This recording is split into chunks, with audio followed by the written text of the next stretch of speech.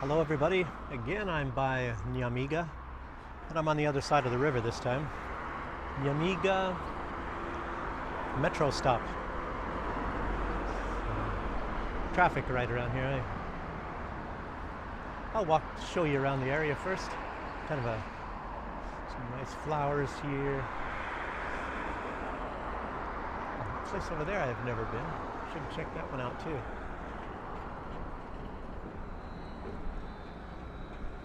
Maybe I have been over there. In any case, did I show you the skyline from this side of the river? See if I can do that. Okay, it's the 11th of July, 2023. And I'll take a little bit of walk down by the river here. Looks like some school classes are on some kind of a tour here.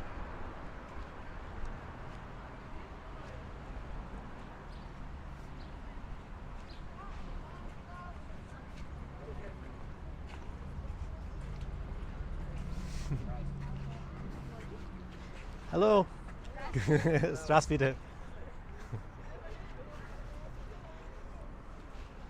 Yes, curious. Nice thing in kids, isn't it? Okay. So the big news now. Sweden is now joining NATO. Apparently Erdogan decided he's gonna, well, I don't want to go this way. I'll send me to a cafe here. I'll show you before I'll walk down below by the river though. Just first show you this area. Olivaria. Oh, just one cafe. Oh, they got beer there. Wonder if I got some money to buy a beer. No, not this time in the morning. I think it's about 10 o'clock. So anyway, let's get back to the news. Erdogan's going a little bit crazy right now. As you know, he's been sort of on the Russian side now for, quite a number of years. Remember after he shot down that Sukhoi during those hostilities well, there's still hostilities in Syria, certainly. And when he shot that one down and then the Russian tourists stopped going to Turkey, he kind of got on his knees and went begging to Putin and said, I'm so sorry, because he was losing a lot of money from Russian tourism. And anyway, since that time, he's sort of been on the side of Putin, and he was saying, oh, I respect Syria's territorial integrity. And yeah, and apparently he sort of kind of did and all that time. But now, of course, he's kind of turning against Russia. Remember these 5 Azov, just a couple days ago, five Azov leaders, commanders, I don't know what you would call them, that Russia had captured in Mariupol. And the agreement was that they stay captive in Turkey until the end of the hostilities, until the end of the war. And Erdogan, true to Erdogan's way, he decided it's, and I don't even know why, advantageous for him to back out of the agreement.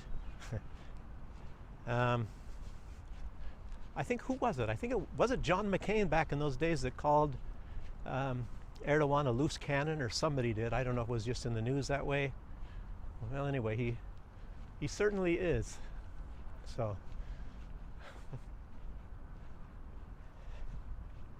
So what else is going on with him?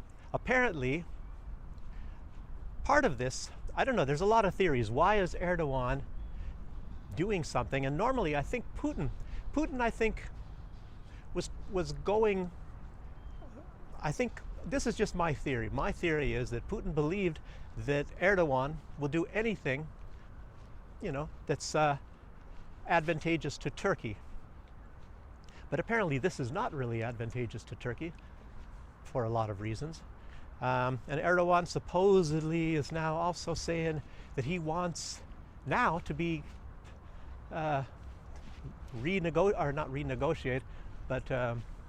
revive these talks about him going into the EU. Oh, it looks like a lot of kids coming this way. I don't want to be caught in that bunch. Maybe I'll wait and see which direction they go here. Either I'll go very slow or I'll go the other way.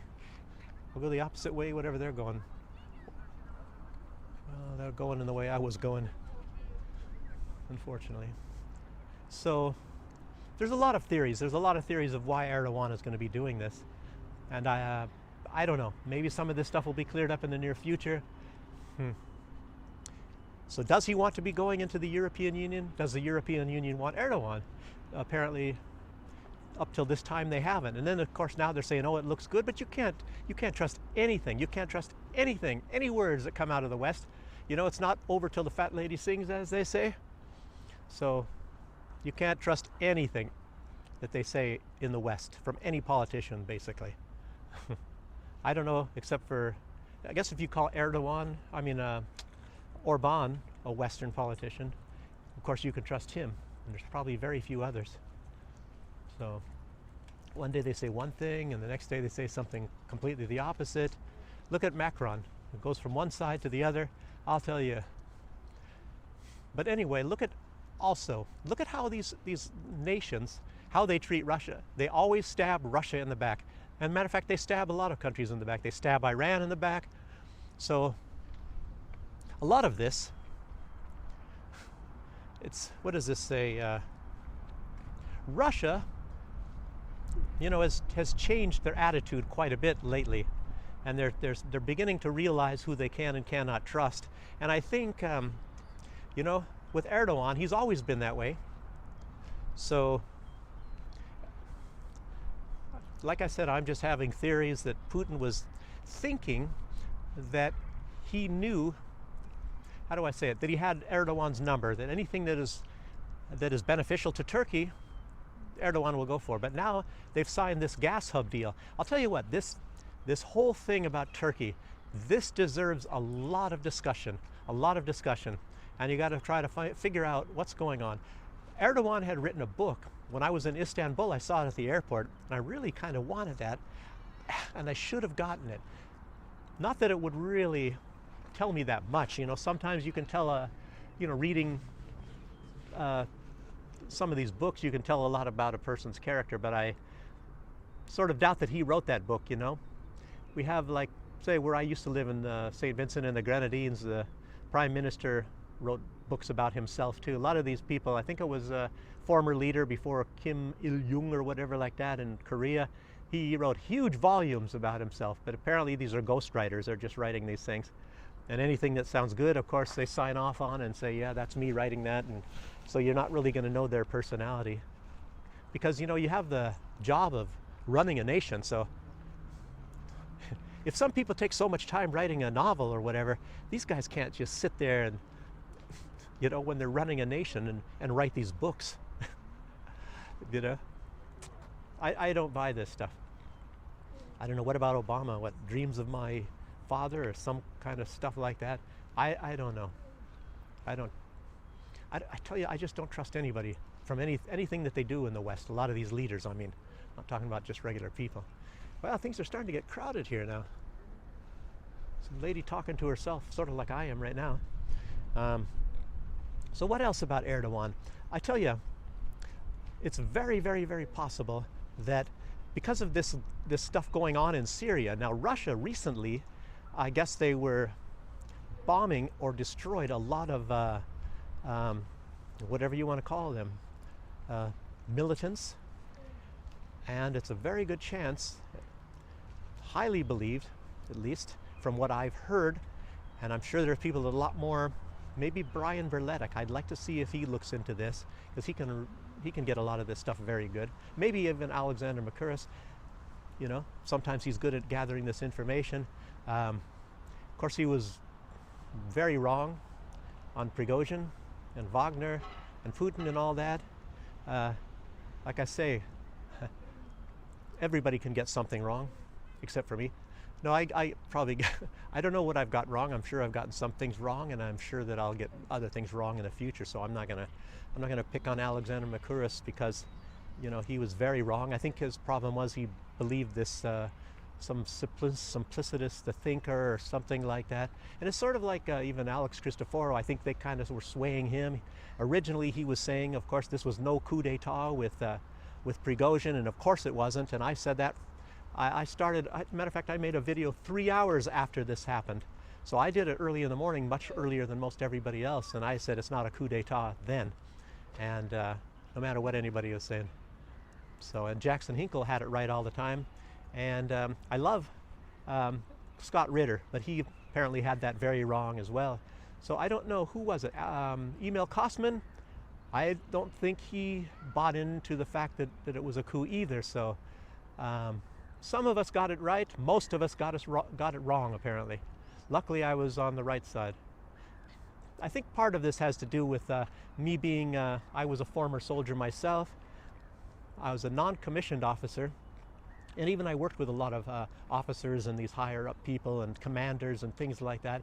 So you kind of have to know, you know, what really goes on and their attitudes of certain sort of things. And obviously there are different types of these types of commanders and whatnot. And I think Scott Ritter, he might have been in charge mostly, you know, at least in his later years when he was a major, of smaller groups of people. A major is normally kind of administrative.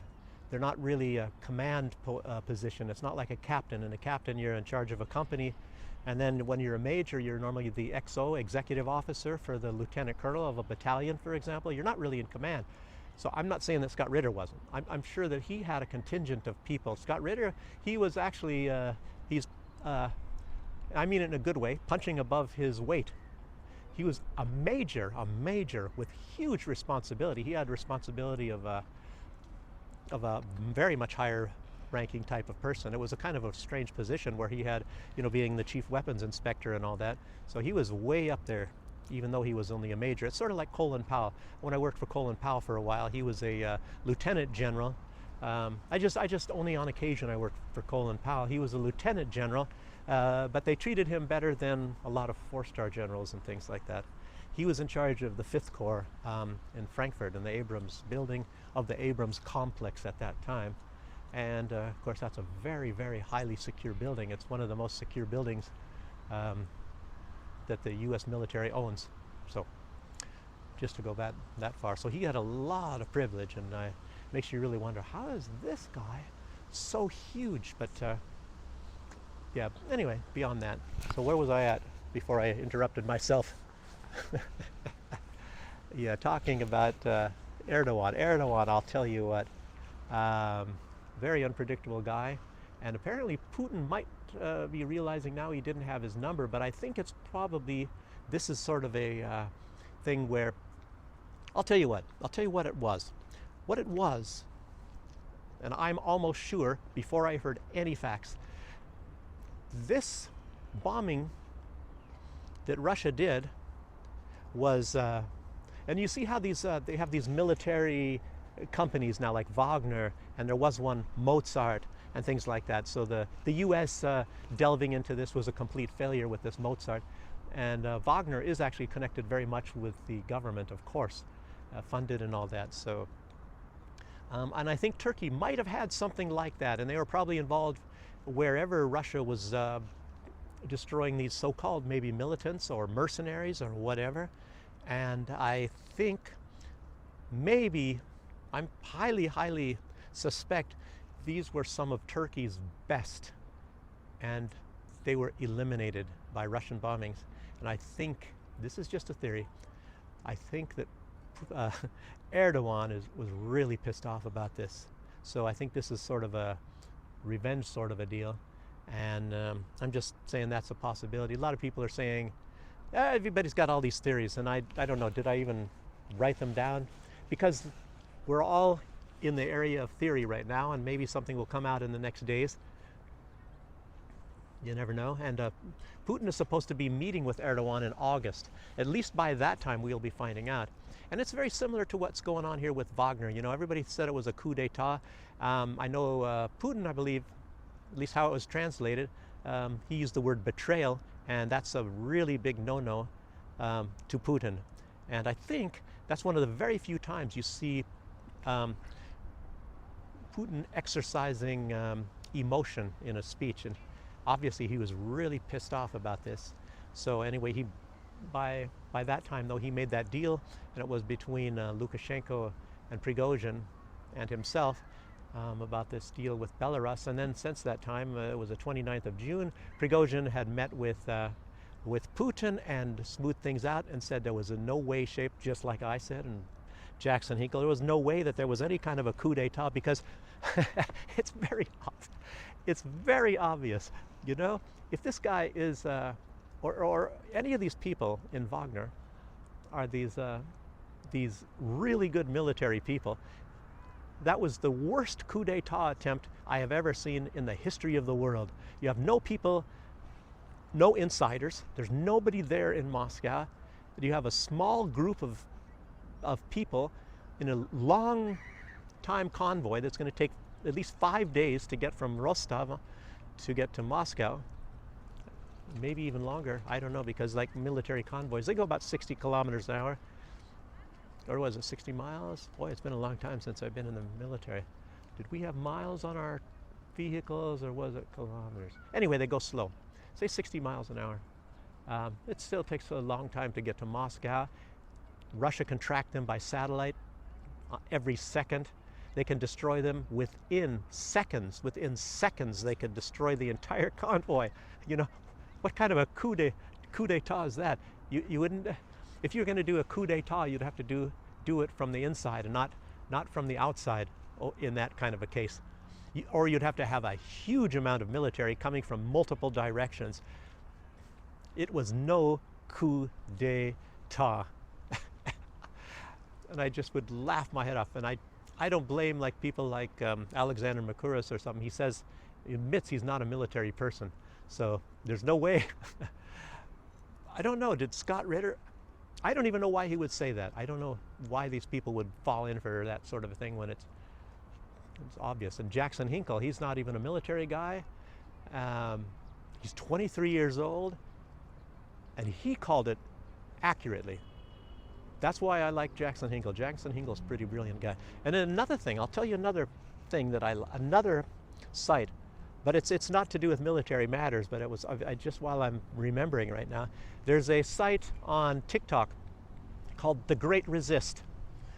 And there is tremendous stuff on there, tremendous stuff. If you guys want to be informed and you want your jaw to be dropping, you know, they show you like people doing presentations in court cases and things like that about transgenderism and grooming of children was the last one I saw.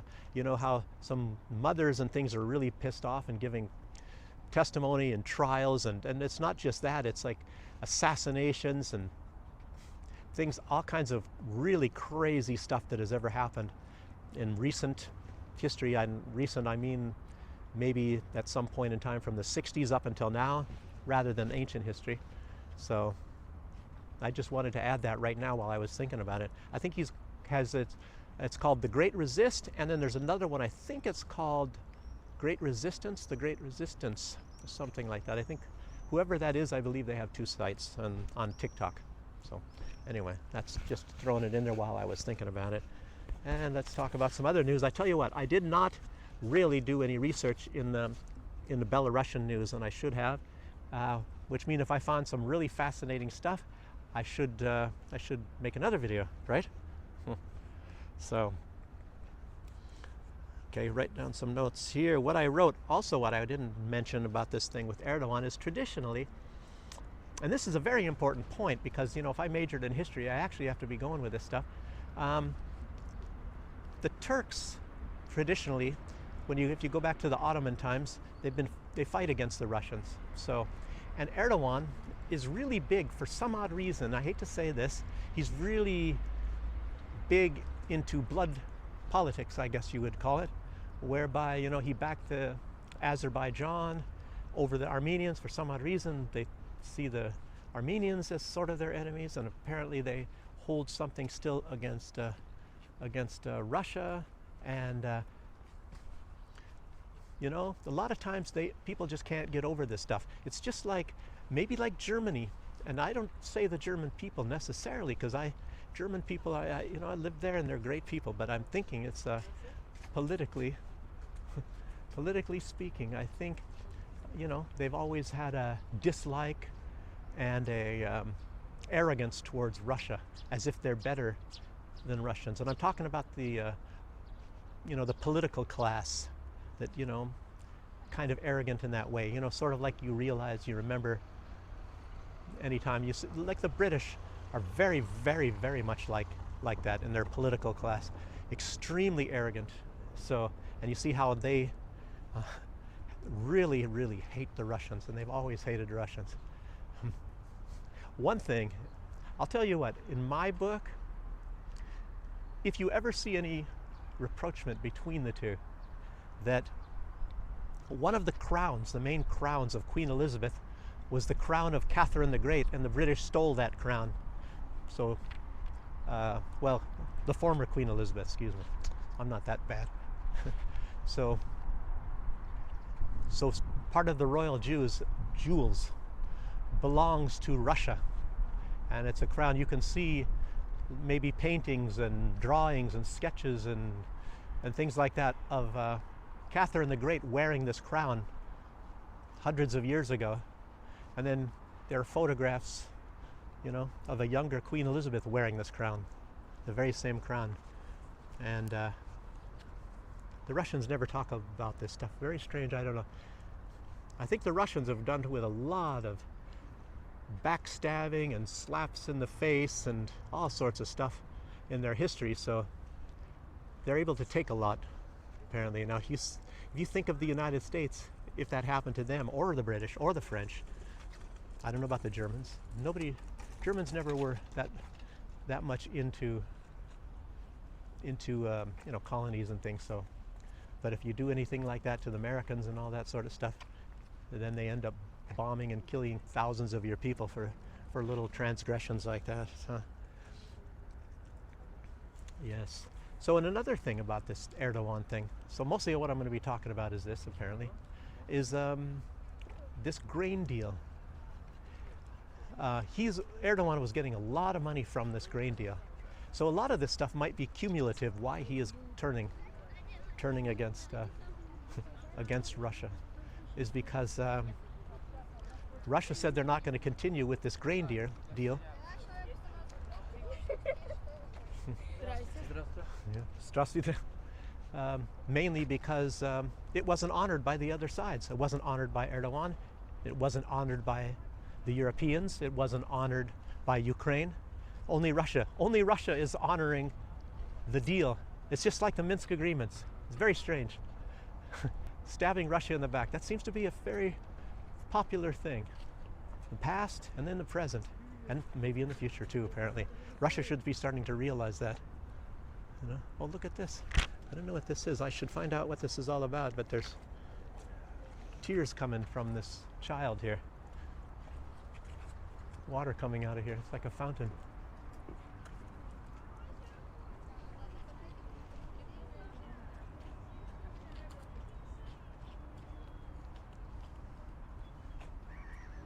This looks like an angel of some sorts. I don't even know what this park is. I just kind of stumbled on here. Like I said, a lot of school children here for a trips, I don't know.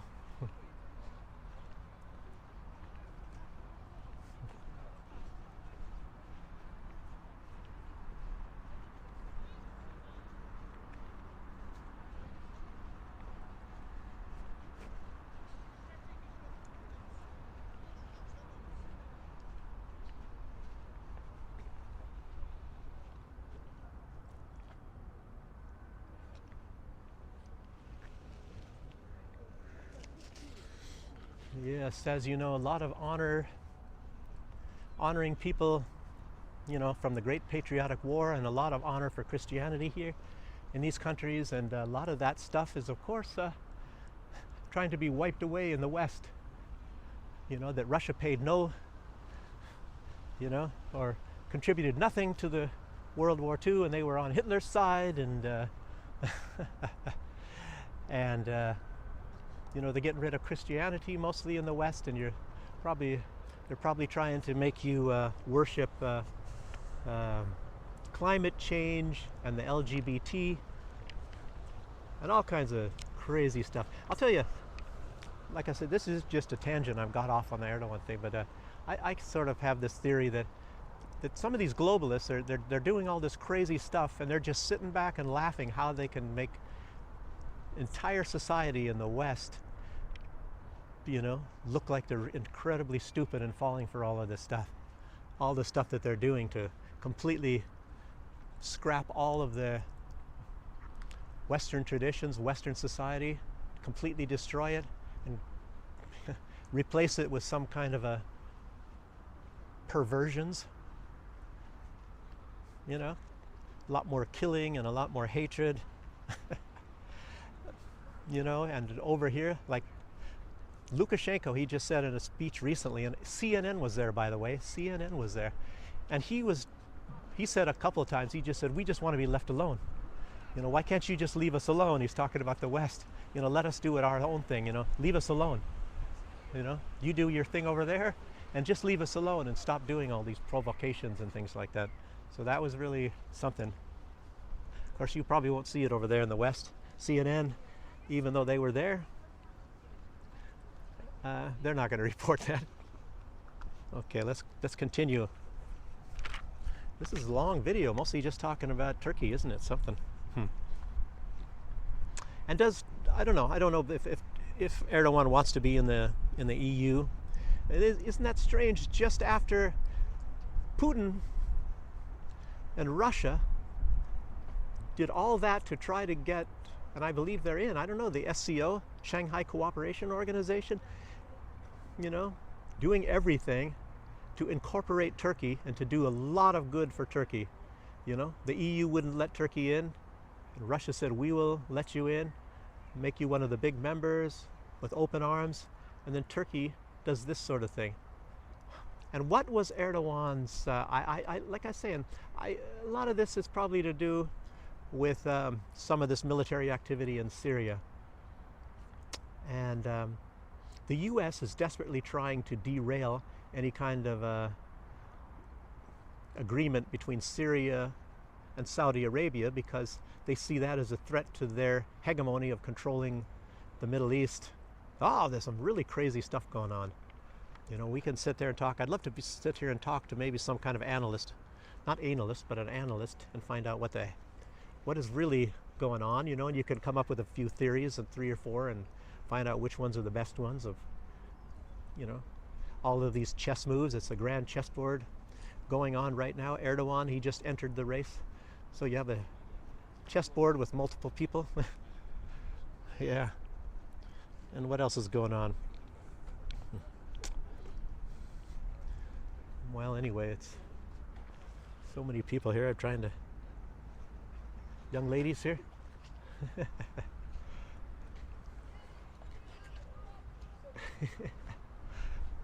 Yeah, young girls here. Let's see, what else?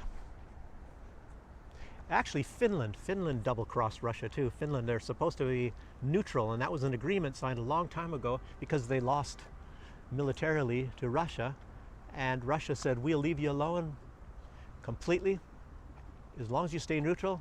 Finland said yes, and now they decide they don't want to be neutral. Everybody's likes to stab Russia in the back. I'll tell you what, I don't know. Russia, they shouldn't trust anybody anymore. None of these people honor their agreements in the West. I don't know. China, Africa, I don't think they've ever double-crossed Russia. So there lies your friend. So what is that? I can see clearly now, the rain is gone. I can see all obstacles in my way. Putin would be singing now, saying, okay, now I see clearly. I don't even know what to say. Terrible.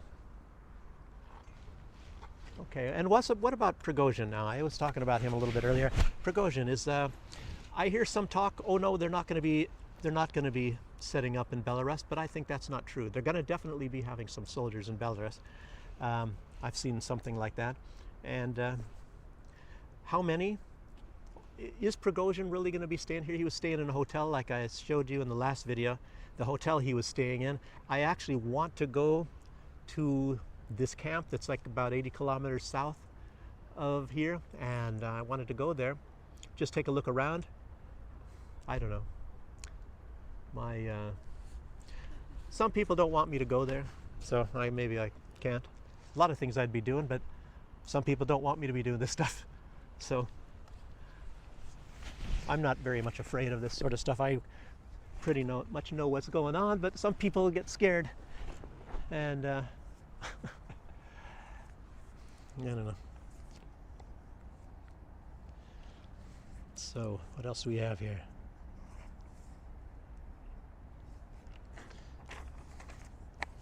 Actually, I don't have so much really in my notes here.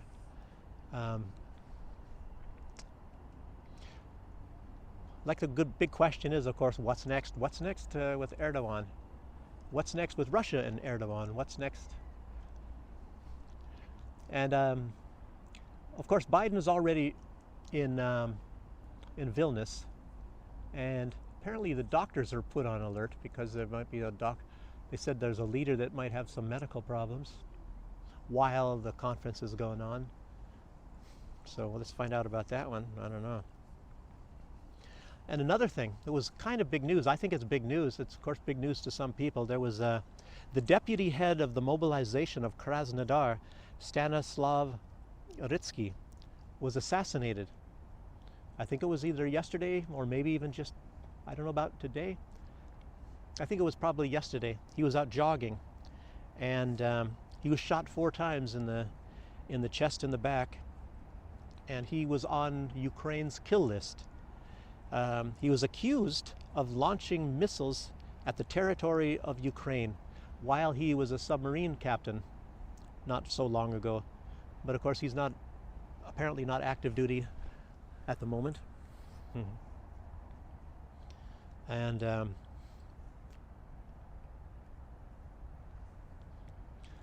anyway, it's pretty obvious who did that, or who was involved in doing it at least. Who the person was, I don't know. I think they're looking for that right now. Maybe they'll find somebody on CCTV camera somewhere. And there's another theory. Let me go back to Erdogan again. I just wrote it down here in notes at the end because I had recently heard this. Because I'm just, like everybody else is going to try to figure out what is Erdogan doing, you know? And everybody said, oh, he was under pressure from the United States. Well, he's been under pressure before. But it's apparent to some people that it was maybe because they wanted to or that Erdogan wanted to be left, wanted his re-election not to be contested, and so the U.S. did not back the opposition to contest the election. But to me, the election, you know, there was a double runoff, and he didn't get enough for the first time, and then he actually won. Apparently by 2%. I thought it was a lot more than that. But that's sort of a deal. So he made some promises so that they wouldn't stage, what do they call it, protests or something like that in Turkey. And that's very possible, and that might be part of it. And it might be all of the above, all of these reasons above. So we won't know anything. We have to see what Putin's attitude. I don't know if we have to wait all the way until August. So what is that now? It's and I don't know what day in August this meeting is going to be, or if it's even going to take place now, because I don't think Russia's a little bit too happy right now about all of this stuff that Turkey is doing. Because you thought Erdogan was a little bit stronger leader. Maybe he's not.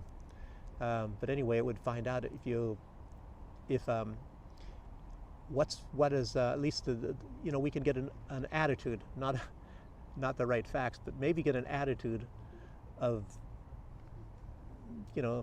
what do I say, the temperature of things, to see what Putin's how he behaves in the presence of Erdogan. So, and even how Erdogan behaves in the presence of Putin. So, that might be what it takes. And as far as protests are concerned, why there wasn't any protest, but just so you know, the whole plan about what they're planning here, what the should I say opposition, this foreign countries like Poland, Lithuania, Czech Republic, Latvia. I don't know if Estonia is involved. Apparently not. I haven't heard anything. Obviously, the United States is behind all this. Victoria Nuland has even said that. But the plan is on what they want to do here in Belarus is they're maybe waiting for an event, but they want to start off with demonstrations. They want to start off with demonstrations here, and then turn that into a military attempt, and that would be a coup d'etat. So if you're watching what's going on here and how they're talking about this sort of thing, that is what a coup d'etat looks like, what they're planning here. So the spark that will do it is who knows what, and then fanning the flames will be the protests, and then after that the full-fledged fire is going to be military. And I'm wondering, or maybe considering, maybe they have people, insiders in the military in Belarus here. I don't know. Like I say, I like Lukashenko. He's no dummy, and I hope he's on top of things. I would like to stay here as long as possible with Lukashenko being the leader, because he stands for one thing: stability, predictability, and a lot of other things. Great society, lack of crime, lack of corruption. There's a big list. I could go into a big list, but I'm doing that over time here. You see how Belarus is. I mean, right now the grass is brown, but that's one thing he hasn't been able to do, is to control the rain, Lukashenko. So, but anyway, we're getting some rain now, so things are greening up. So, did Lukashenko do that? No. Anyway, so I should end. Matter of fact, I should do like other people do in videos. I've mentioned that before. Tell you to subscribe sometime earlier. But if you want to keep hearing this, and I'll try to keep things going on, and what's a lot more about Belarus today. This time was mostly about what's going on with Turkey and this sort of a movement. And who knows what's going to happen? Who knows if this is a malicious attempt by Erdogan against Putin or whatever. Apparently there's no loyalty. I don't know. Maybe there is. Maybe there's a lot of pressure. Yeah, interesting. Like I said, I'm just throwing out some theories there. We won't know the real truth. Maybe for some time. Maybe we'll hear about it lately. Very soon. Or maybe it'll take up until August, when, if that meeting occurs between Vladimir Putin and Erdogan. So anyway, I'll end right here now, and thank you very much for joining me. And sorry that it took a few days before making this video, because sometimes I make a lull. I get busy too. And today is supposed to be some planning coming to my apartment for maybe the bookshelf in that very nice room with a chandelier, with a nice chandelier.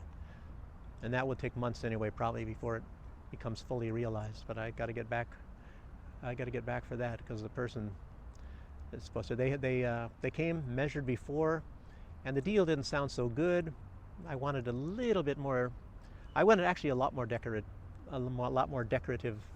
bookshelf than what they were saying, and now they said the same price, but they will do a little bit better, and I'll just find out, what their offer is. Anyway, so again, thanks for joining me, and I'll see you for the next one. So bye bye.